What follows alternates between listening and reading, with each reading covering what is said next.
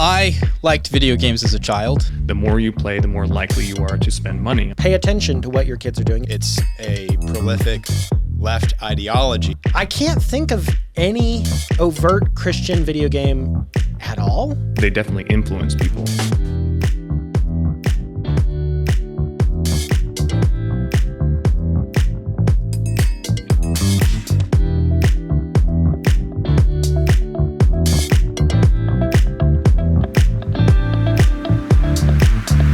Hello and welcome to the Pop Culture Contrarian podcast with Thomas Sterling Andrew and a special guest, Jordan Leithart. If you want to support the Pop Culture Contrarian podcast and help us stay on the air, go to patriotpost.us and subscribe to our free daily newsletter. It comes out Monday through Friday at noon. It's right, it's free. Go do that. And then also go to patriotshop.us and buy some of our merchandise. You can get this great shirt. It says American Patriot with our seal on it. But there's also all sorts of books and stickers and all sorts of other stuff you might want to buy there. So go check that out. Those are the two best ways to support us. And yeah, let's get started. Thomas, you're friends with Jordan. You want to introduce him? Yeah, Jordan and I met, I think probably 6 years ago now. He'd recently moved to the area. We met in my church, and we befriended one another. And Jordan kind of has an interesting, at least from my perspective, career, what he does. And he is... how would you describe yourself, Jordan? I am a video game developer, specifically programmer. I liked video games as a child and into my teenage years, but I kind of have lost track of what's going on in the gaming world. It looks pretty exciting, but I tend to not have time to engage in it as much. However, in light of recent events, especially regarding the assassination of Charlie Kirk, what's come up is this kind of seemingly culture that is connected to the gaming world. And this, I think, for a lot of people might be kind of mysterious. A lot of Americans, maybe especially older Americans, don't really know what this world is like at all. And so we thought, you know what, let's kind of like dive in, find out. And what better way to do this than with someone who's heavily involved in this industry. Let's start with the elephant in the room, which is Tyler Robinson, who killed Charlie Kirk, and he seems to have been involved in gamer culture for sure. I think the term people are throwing around for him is chronically online. And I call it terminally online. Yeah. Terminally online, there you go. Yeah. So a lot of these references are, you really do have to be, again, terminally online to understand what he was motivated by, the things he wrote on engraved on the bullets and stuff like that. So have you followed this, Jordan? Do you know what he wrote? I know what he wrote. I know there were some references to some video games and then some references to internet memes going around. Some of them were quite old, like 10, 15 years old. Yeah. So I am familiar with that he wrote them, and that the news has found his Steam account, which is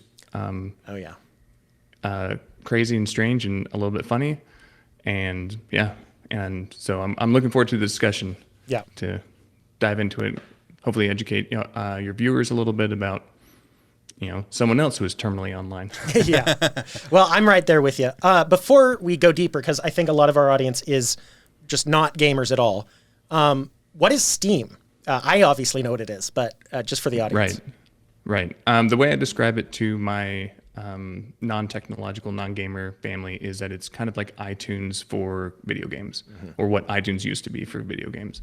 It's a digital platform, so you no longer have to go to the store, buy a box copy to play your games. You can go onto store.steampower.com and pick out what game you want to buy. Most gamers have like 20% of their games are actually played because they quarterly have deals where you can get some high quality games for 75 to 90% off. And so most people go buy it during that time and then fill up their libraries with games they probably will never play. As a Steam user, I gotta say, it is very tough when you see a game that you've heard good things about for 99 cents. It's like, well, why not? Might as well. Yep. Just to highlight what he means when he says these sales are crazy, like you'll see a game that was, $60 in 2023 listed for $10 sometimes in one of these big sales. And this is a major game. It's not some indie developer. Let's start with the video game related message, which is, it said, On one of these bullets, Tyler Robinson engraved, "Hey, fascist, catch," with the up arrow, a right arrow, and 3 down arrows. And that's from, I guess, Helldivers 2. Yes. And so I guess my question is this. Do you feel that Helldivers 2 is a likely breeding ground for, I guess, potential political assassins? No. I mean, I feel like the part of the problem with the conversation is it doesn't feel super black and white, right? This isn't a situation where Helldivers will turn all of your kids into Antifa. Last year, they had a huge controversy with their community manager on their Discord, who was posting left-wing ideals in the community Discord, and so I don't remember what it was, but it was like, if you don't support this, you're banned from the Discord. And so I think that there are community managers, and especially at Arrowhead, which is a Helldiver studio, who, like a Reddit, will actively ban right-wing ideals, right-wing philosophy. Again, no, I don't think that the game causes it, but I do think there is aspects of the community surrounding the game that I could see leading someone down that path. And for the audience, Reddit, Discord, these are all like chat rooms essentially, where you think of it for, if you're more familiar with like a Facebook group page, where people who are interested in the same thing come together to converse about it. Yeah, Reddit and Discord are the two places that I would have gone to find out information about a game I was playing. And you need a group of people to play with you, and you need to be able to talk to them and communicate with them. And Discord is a great place to do that because it works natively with these video games. Have you worked with Discord on any of that, Jordan, where you're integrating a game with Discord? Integrating, no. I use Discord a lot. If you looked at my other screen, you would see me in probably 60 or 70 Discord servers, depending on different things I'm interested in.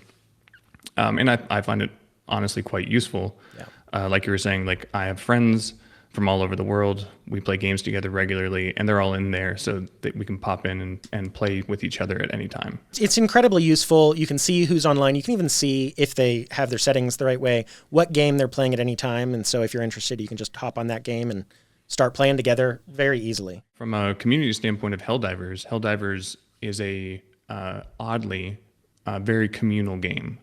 Like the squad is only 4 people, so in voice chat you're only talking with 4 people at a time.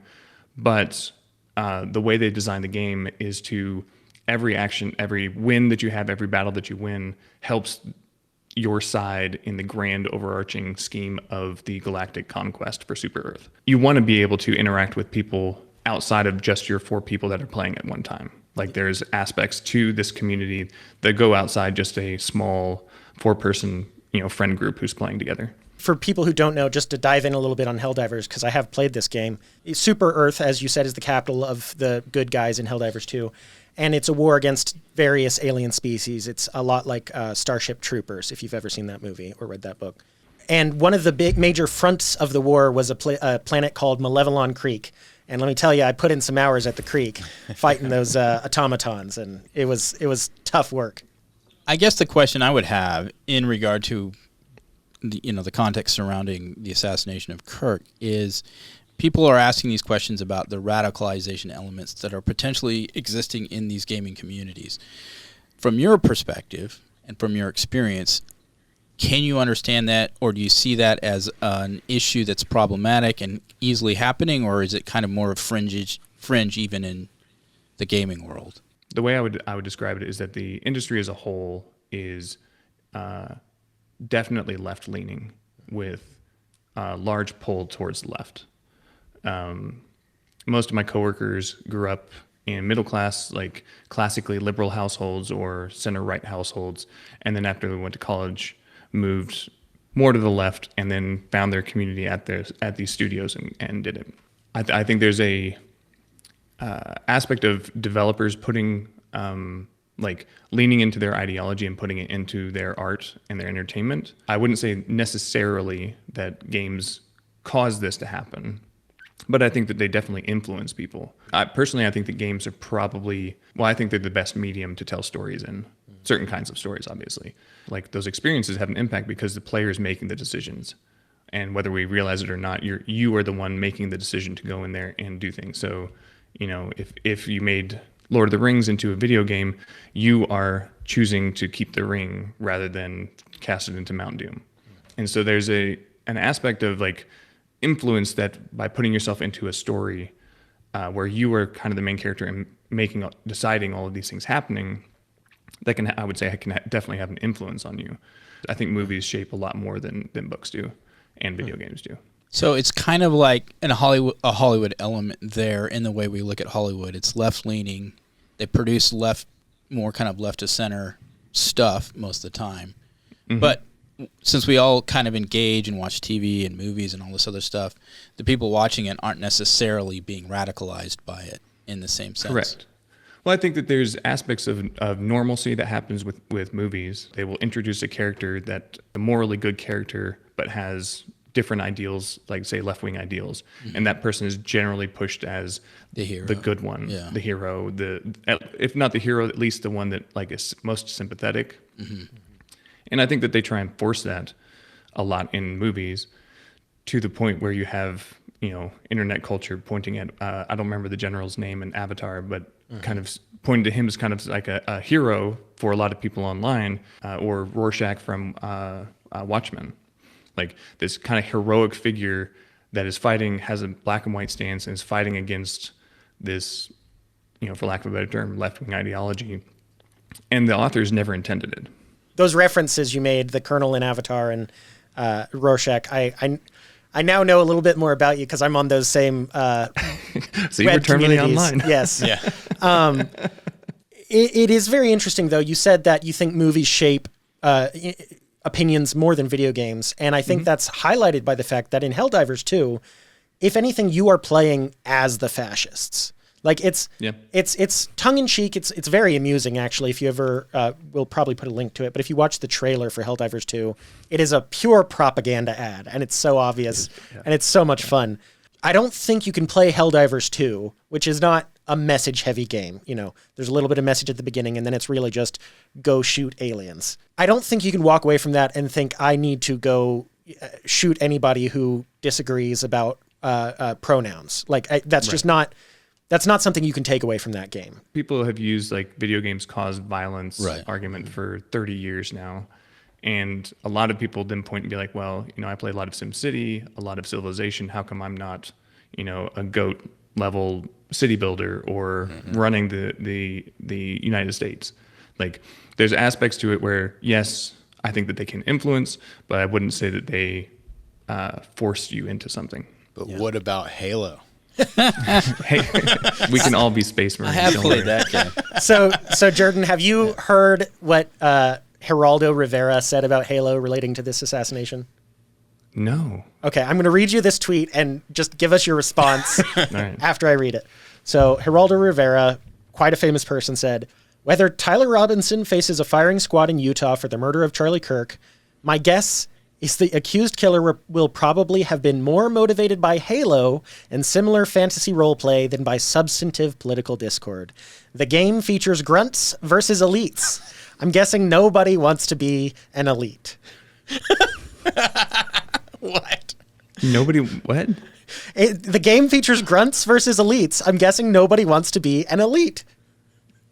That makes sense, right? Right? As that was coming out of my mouth, I knew that it was wrong. Jordan's abject confusion here is because that doesn't make any sense at all if you've ever played Halo. Yeah.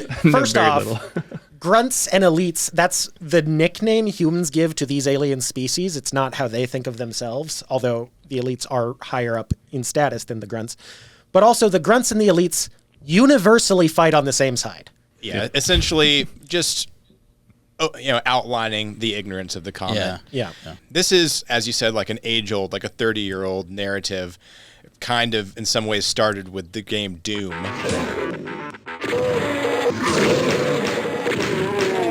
Even earlier, here's a little bit of a lore drop. There was the Satanic Panic with D&D back in the 80s. Mm-hmm. And funny enough, I started playing D&D with my friends when I was in high school, and my dad reached out to me. He's written 40, 50 books at this point in his life. Cool. All theology or literature related. But he came up to me and was like, hey, just FYI, in the 80s, I was asked to write a treatise called Dade Why Was Excommunicated. And in it, he excoriated Dungeons and Dragons. Mm-hmm. And he came up and was like, I don't believe this anymore, but if someone comes up to you and asks, how can you do this? Just know that this was written and you may have to defend yourself at some point. Kind of him to give you the warning. Yeah. I know. Have you had to defend yourself? Not with D&D, but definitely video games. So in the video game world, we all suffer from our own bubbles, right? Sure. How closed can people end up in a bubble within this culture, or is it any more common than anywhere else? Maybe that's a better way of putting it. I would say that that's happening more and more over the last 15 years. The rise of like free-to-play models and stuff like that has reduced the community aspect outside of your own personal stuff. I played World of Warcraft when it first came out. You had 3,000 people running around the world, 1,500 on each side, and I had 40 people in my guild. Now you play an MMO or a massively multiplayer online game or Helldivers, which is kind of an MMO, but you're all 4 people playing together, a bastion of your own, like echo chamber of each other's ideas. Because generally, as we've gotten more political in our time, we've seen if someone disagrees, they kind of get kicked out, right? And so these small communities become basically, if you don't agree with everything we say, you get kicked out very quickly. Games themselves don't create the echo chamber, but rather the communities around going with there's no outside input anymore. Yeah, and we see that on social media, of course. Right. And the internet at large. So I guess just an extension of that phenomena occurring within games. Because that seems to be a common theme or thread, maybe at least, in what we are learning about Tyler Robinson. He had some Discord groups he was a part of, right? Yes. I don't know if we've been privy to which servers he was in or not, but... Well, he seems to, at least the narrative we've been given regarding him, what we're learning about him as, they have the bits about him as a young adult and his family being very conservative where he came from. And then it seems like he went off to college and he was really intelligent. I think he was, an engineering major of some sort? I heard he got 34 on the ACT. Yeah. Wow. And then he just seemingly fell off down this, well, I would say is kind of like a rabbit hole of left-leaning radicalism in some form, and especially with the gender cult, it looks like. So you mentioned free-to-play models, which is something our audience may not immediately understand. Free-to-play models are where the game itself is entirely free, and you play it, and it usually heavily incentivizes you to play every day, but then also to spend money on things like skins, which is where you can make your character look however you like. In games like Fortnite, you can look like Darth Vader or whoever. I think we agree that video games themselves aren't making people more violent. They're not preaching messages that are really warping minds. But I want to outline something that I do see as possibly a problem with video games, which is with the free-to-play model that has become a thing with, like, the game I've played that's gone free-to-play is Destiny, which is it's rather like Halo, a little bit like Helldivers, and it incentivizes you to play every single day. And in fact, play so much during the week, Monday through Thursday, that by Friday, you're ready to go raid with your group, which is like an extra intense activity that can often take 3 hours or more. And you're playing that with 5 other people, so 6 total. What I'm considering is that something like that, where it's consuming so much of your life, you get done with the game for the day and it's, 3 a.m. and you don't actually have the opportunity to go socialize anymore. They're only talking to people who are playing the game. They're thinking about playing the game even when they're at work or whatever they have to do during the day. And then they get home and they're playing the game. And there's just no opportunity for outside information. So you play with 3 people. So you get on there and you random join up with some people and they're fun to play with. They're good. And they may invite you to their Discord server. Right. And maybe that Discord server has like this, terminally online person, someone who's fallen down at the rabbit hole. And there are countless examples of people basically getting themselves into a Discord server like that and end up becoming extremely radicalized by left-wing ideals, because these are the people you're hanging out with. This is a community you have, and you're not really interacting with anyone outside of it. There's no actual discourse. There's no Charlie Kirk going into Discord servers and trying to say, change my mind, or I guess that's a Steven Crowder thing, but there's nothing like that. It's a pure echo chamber. Mm-hmm. So it's like there is a wariness, I would say, of, if you were not a firm on your beliefs and stuff like that, be wary about going and joining up with other communities, because they're going to try and influence you. And it may not be in the game, but it will be related to it. Yeah. And along the lines of, you say, there's no Charlie Kirk going into these Discord servers, and that may be true, but one of the things that Charlie Kirk did was prolific short form content that could be found all across the internet, and certainly utilized or viewed within these groups, maybe as examples or just by coming across them in the algorithm. And he was certainly trying to reach young men like this Robinson and others like him. So, I mean, that's why he was targeted in the way he was. Do you think there's actual concerted grooming efforts out there? Yes. Within these? Okay. Yeah, I've wondered about that. So 100%. Okay. So you're saying in Helldivers 2 or something, or well, I wouldn't put it as, again, the game itself does not allow for that as easily. Yeah. Right? Because if you go in a random, you're not going to necessarily meet that other person. And so, the instances I've seen of, or stories I've seen of people getting groomed, it's a consistent, over and over and over again approach to this ideology. And so that requires constant communication, which is Discord is great for, Reddit is pretty good for, but you have this constant communication, constant thing, constant drip. I would put more of a likelihood of porn being related to the transgender problem than I would video games. But I do think that these Discord servers are allowing for infiltration of porn to, basically I'll put it this way.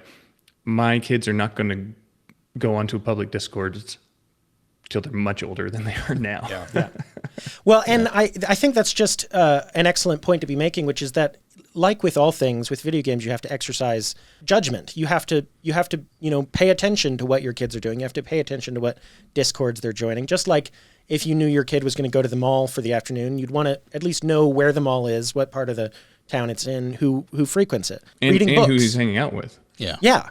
Yeah, or reading books. You want your kid to read books, but you don't want them to read just any book. You want to know what book they're reading. I am gratified, I guess, that you agree, which that porn is likely a bigger threat here than the video games. And I think that's true. They work together in a certain way, video games and porn. There's a reason that people associate porn with the guy who lives in his parents' basement playing video games all day.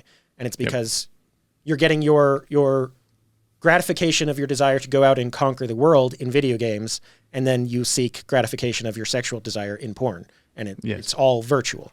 So has this become more of a mixed thing? Because when I was playing back in the day, and this is 90s, there wasn't necessarily this, you didn't think of video games and porn in the same kind of sphere. That's an excellent segue, because the rise of free-to-play and the encouragement of constant playing of the game has introduced a psychological element to game design that wasn't there.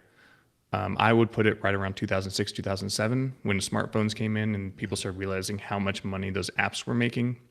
But the first instance was actually Bethesda with, they made some cosmetic horse armor for their game Oblivion, and it caused this huge uproar. It cost $20, and people were just mad because it wasn't in the game unless you paid the extra $20. Yeah. With these free-to-play games like Fortnite, Destiny now, other ones, the whole purpose is to make you want to come and play it again, want to do that. And so when we're talking about the gratification or dopamine hit, they're focused on providing the dopamine hit that you get from conquering, from succeeding at something. But there's not any, there's no effort put in there. And that's when video games and porn can be put in there, or equivocated, excuse me.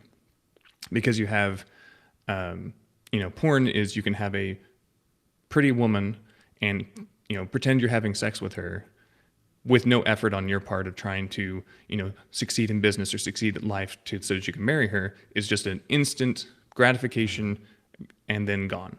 And similar with a lot of games, they're designed in a way so there's an instant gratification. They wanted you to keep on playing because that's how their business model works. The more you play, the more likely you are to spend money on this game. Mm-hmm. And so there's this push towards give them as much gratification, as many dopamine hits as they can, and then give them a little bit of frustration because they can't quite get somewhere. Like with most mobile games are played this way, where the first week of playing, everything happens very quickly, and then they exponentially increase the times that something would take to do, trying to encourage you, if you just spend a little money, you get that dopamine hit. And I think that's where video games and porn, especially live service video games, are very, very similar to porn in how they rewire young people's brains. I just want to jump on that last bit you said about mobile games and the way it's structured. It really is like drugs, where the first hit is free, and you play for a week. And this happened to me when I was 19. I had my first adult money. I was playing one of these games. It wasn't Clash of Clans. I played that a little bit, but it was like Clash of Clans. And you get to the point where you need to build defenses for your base, and it takes like 72 hours before your defenses are done, and you're going to get attacked before then. And so you have to spend $10 or whatever to build your defenses before the time is up. And I think I spent like $200 in one of these games before I deleted it off my phone, because it just sneaks up on you. I've heard stories from other friends in the industry who there are people who spend $20,000 to $30,000 a month on those games. A month? Night. Yep. A month. Whoa. Well, and there's an element of, and this is something that is interesting about video games, and it's not necessarily a bad thing, but it gets used in a bad way very often, which is in something like Minecraft or like Clash of Clans, where you build a base. You are actually constructing, you're exercising creativity. There's an element of pride you have in that. And then in Clash of Clans specifically, you can have it all destroyed. And so there's an incentive to protect it and go out there regularly and keep putting money towards protecting it. It's like throwing good money after bad after a while. Whereas like in Minecraft, which is I would say a much more positive way video games could go, you can build your base, and then even if you're playing on a multiplayer world, you can download your world to your own computer and have it, and it's safe, and look at this, super awesome fortress I built, and it's there for all time unless you delete the file. There is pride to be taken, and other gamers will see what you've built and be like, wow, that's really cool. So let's segue quick to you, because you're in this world, and you're actually involved in it, and then we've talked about a lot of the negative elements that exist apparently within it. So how do you see your work as a Christian in this world of gaming? What's kind of like your motive from that perspective in this industry? We're called to create, and video games can literally create a virtual world. And so I'm creating experiences, or helping create experiences. Good and evil is always a big thing in games, less so in modern Western games, but it's a big thing. And there's always this, most RPGs, role-playing games, rely on like a similar hero's journey. You start out very inconsequential and become more powerful through effort, and then fight the big bad evil at the end, and that's the end of the story. And I think that there's goodness there in storytelling. G.K. Chesterton says, we don't tell fairy tales to teach the kids that there are dragons. They already know there are dragons. We tell fairy tales so that the kids know that knights can fight the dragons and they can win. Because we don't have that same level of instinctual masculine fighting towards actually something we can go and fight, video games can provide that in a very effective way. And I think it's a very good way. The verse that's hanging over my wall over there is whatever is right, whatever is true, whatever is noble, Philippians 4:28. And it's like, think about those things. The last 15 years of video games has been co-opted by more intense left-wing ideologues. And so that's why I think you're seeing worse quality. Similar with movies. I think you're seeing worse quality because they are pushing an agenda, pushing a untrue agenda, I think is the bigger thing, instead of showing truth, showing beauty, showing goodness, and then letting the player experience it. And, I think that what you're doing, you meet people where they are within these mechanisms and then provide truth to them. Bill Whittle is a commentator that we've referenced before. He's got an interesting quote that says, "We will not educate our way out of the trouble we've been entertained into." I think the answer is, not that education is bad, but we can take the reins of culture and we can, instead of saying, I don't want to be a part of that, as there are some factions that would say, I just wash my hands of these things. We can meet people where they are, just like Jesus did. He went to the places where people needed to be told the truth and needed to be told the good news. And he did that. So I think your attitude and the way that you are part of that, part of the industry in such a positive way, is sorely needed and just greatly appreciated. I appreciate that. It's been a pretty lonely journey, to be honest. I can imagine. When I first got in 2014, I was at a 300-person studio, which is pretty mid-size nowadays. But it was big back then. And I was one of 2 Christians that I knew about. Wow. Yeah. And then every other place that I've been, and it's one thing because most people don't, speak up about it. I was the only one who would sit there and say, people would ask, what are you doing this weekend? I'm like, I'm going to church. Like, not, and there was I never got, thankfully, I never got persecuted for anything like that. A little bit of teasing and ribbing, but nothing like problematic that I would sit there and be like, oh, this was a problem. Going into this industry, especially where there's so few, I think that's a really brave thing to do. And in light of Charlie Kirk, he was one of those kind of guys who was willing to go onto these college campuses where we have this same thing. It's a prolific left ideology that has just permeated the whole institution. And going into these places and saying, hey, here's another perspective. Conservatives in general just look at video games as a waste of time. Thomas, you played when you were younger. Andrew, you played, and then you had kids. And I understand that there's an aspect of, to paraphrase Sterling, it's like too much candy makes you sick and fat. Yeah, I would probably still play if my wife let me. Well, and you had an injury a year or two back, and you played a lot. I did. Yeah. That's true. And so what I don't understand is like we have all these companies who are going into movies, like Angel Studios. I think Daily Wire's trying to do some stuff. I'm not sure about Babylon Bee. I thought I heard some rumors. And then you have something like Lore TV, who are trying to become like a curated Netflix kind of thing. Like fascinating opportunities, but you'd say video games, and the first thing that everyone says, like, my kid just plays video games all day and all this type of thing. And I never want to, it's like, don't ever want to support it. So it's this very strange feeling to be like attacked. I kind of get attacked from both sides, where it's like, you're a Christian, you're right wing, can't listen to you from the left. And then on the right, it's like, you're wasting your time, you're not productive, like all this. And so it's like, it's a very strange position to be in. Yeah. That's an interesting point. As I've intimated, play quite a bit of video games, more than I should, but I'm, branching out, I'm doing other things. But I can't think of any overt Christian video game at all. I don't think I can think of any example. Yes, no overt ones.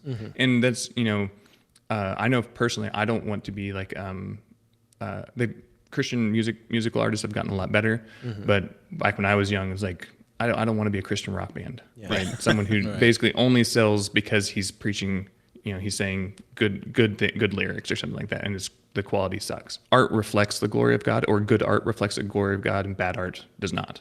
Yeah, and that's good. I look at the great games that were made by probably a bunch of maybe grew up Christian, at least culturally Christian, but maybe atheist or agnostic people, and I would say no, those are Christian games. They just didn't realize it, and so we're in a period right now where Western companies are not making a lot of Christian games, but Eastern companies, Japanese companies are.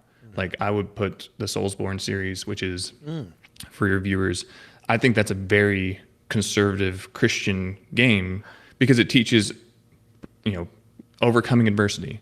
Like the games are punishingly difficult. And if you go on YouTube, you can search and be like, Dark Souls 2 saved me from suicide. Because it gave people this sense of purpose that they couldn't get in real life, and we're giving it to them, and unapologetically. One of the easiest ways I've been able to tell someone's political leanings on like Twitter or Reddit or something is if they ask for an easy mode in a game like Dark Souls. Yeah. Oh, yeah. And it's just, you want something without having to work for it. And games used to be, yes, it didn't translate to real life, but there was an aspect of you had to put effort in to be rewarded, and they don't do that anymore. Yeah. Especially in the days long ago when you couldn't save or pause it. Yeah. Yep. You had to play Let's get back to arcades. all day long. You were looking for those cheat codes. Yeah. Yeah. That is a good point about wanting an easy mode on Dark Souls, because just to reiterate for the audience, the Dark Souls games are notoriously, like, I don't know if they're the hardest video games around, but that's their image, is that they're the hardest video games around. And yeah, an easy mode on that would completely defeat the purpose of the entire game. Like, if you're going to do that, just watch someone else play it. Yeah. I mean, really. Let's plug you a little bit here. Mm-hmm. You're actually developing a game with a very, I mean, maybe I'll let you describe it, but I think there's a lot of biblical themes to it. Yeah. So I've made one game by myself, and that was called Oracle of Melees. And if this is going to make very little sense to non-gamers out there, but it was a top-down twin-stick roguelite.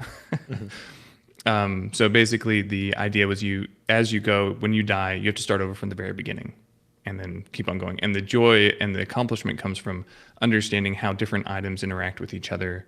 Every time the items are random, so you have an aspect of, this is the golden run, this is the one where all the items line up, and now I can finally win. I think my record for beating it was about 11 minutes, but it would take people, 2 or 3 hours to get the skill to be able to actually beat it. And the theme of that was I was trying to prophecy and play around with that a little bit, and have this idea, like the question had in my mind was is a prophecy thinking of someone specific when it's spoken, or does someone rise to the prophecy? Right. Okay. And from a biblical perspective, like clearly they're pointing to Jesus, but there's aspects of, okay, like a prophecy happens and we're waiting for someone to be like this, and then he comes along and fulfills it. And so it's this weird going. And so the idea was like that golden run that I was referring to earlier. It's like, are you the prophesied one? Are you the chosen one? Okay. Or are you going to die like the other ones and, it's a different guy? And that was kind of the theme I was trying to play with. I didn't do it very well, but it was my first go. I'll just jump in and say roguelikes are extremely fun. Some of the best games that are being built right now are roguelikes. And then my current game I'm working on with an artist is called Pharos, a play on the Greek word sounding the same, Pharos, for lighthouse. And it's a action adventure with puzzle elements, kind of like, think of very much inspired by like Legend of Zelda. So third person, 3D environment, kind of low poly. We're going for like a PlayStation 2 art style. And the theme of that is you kind of show up on a beach and you interact with some people. I don't know how many of you or your viewers have watched Klaus, the Netflix Christmas movie. It's an excellent Christmas movie. Yeah. Okay. But in it, the main character goes to this town called Smearensburg, and there's this like Hatfield and McCoy level of feud going on between the two families. And so that was kind of the idea, is like you go in there and you interact with people, NPCs, and have this feeling of, oh, there's a lot of bitterness, there's a lot of darkness here, and you don't know why. Come around a corner and you see it, and everything's kind of like dull and lifeless. All the buildings, there's barely any flowers. And you come around the corner and there's a house that's vibrant, full of life. Go inside and you interact with an old man who tells you, oh yeah, this town used to be thriving, but as this darkness kind of descended on it, that's kind of pushed everything away. And so he basically makes you his successor, and your job's to go and light the lighthouses around the island to bring back joy and restoration. And so as you change the lighthouses, the buildings affected by that lighthouse will change to be vibrant and cheerful. The people will become more kind to each other. And the idea is like we're going for like a spiritual warfare kind of aspect to it. Okay. That's good. That sounds very cool. That is one of the most pleasing aspects of a video game, is when you get to watch the environmental changes unfold as you play through it. Sounds very interesting. I'll definitely have to check it out. Yeah. Well, we need funding, so. I mean, to bring it full circle, we kind of introduced it because of the Charlie Kirk assassination backdrop. Yeah. I'll say one last thing on the Tyler Robinson thing. It's like there's a tendency, I don't know if it's only on the right, but there's a tendency for us to have knee-jerk reactions to something. And we see, oh, he had a Steam account. Yeah. And my son has a Steam account. I need to ban him from playing video games. Oh, he had a Discord server. My son is on Discord. Oh, we need to block internet access. That's not going to work. We live in the fallen world. Yeah. We live in a world where the snake is already in the garden. Teach your kids to fight the snake. Yeah. Teach your kids to fight and combat these things. You're going to have to train your kids and just be more aware that there are dangers in places that weren't before.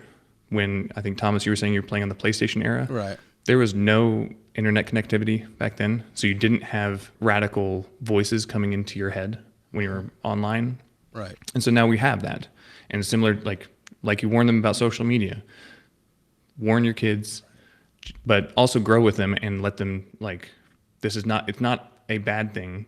God allowed us to make video games, and let's find the ones that are excellent and buy those ones. I'll add on to that. There's safety in numbers. So, if you're playing an online game, playing the same ones your friends are playing is probably smart, because then you have people and you can, be interacting with them while you play.